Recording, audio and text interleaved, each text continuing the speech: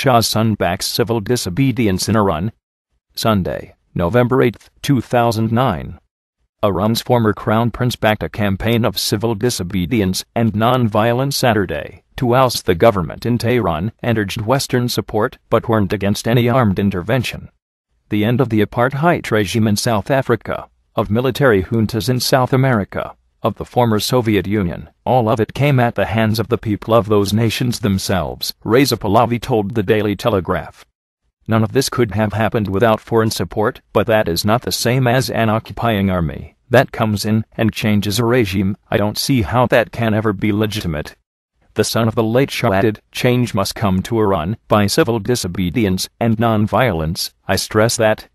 We can't have change at any cost. What happens must be the will of the people.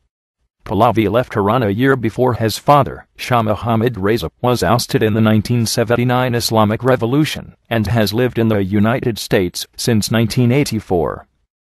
As more protests were held this week on the streets of Tehran, he told the Telegraph that the ingredients for change have reached almost boiling point despite the attempts of the regime to crack down.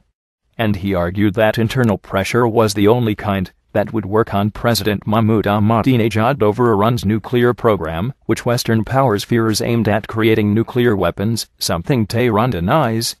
The threat from their own people is the only leverage that will matter on the nuclear issue, especially, much more so than endless rounds of failing diplomacy, Pahlavi said.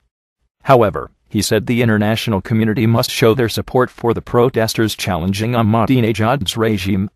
If they are holding up signs in English on the streets of Tehran, it is not to practice their language skills. It is obviously meant for the outside world, he said. If the support is not forthcoming, we may as well run up the white flag on the nuclear threat. We have a window of opportunity, he said, adding that for people in Israel this was a matter of life and death. He said that if United Nations sanctions could not be agreed, multilateral penalties should be imposed, adding, we need smart sanctions to weaken the regime and its apparatus without harming the people of Iran.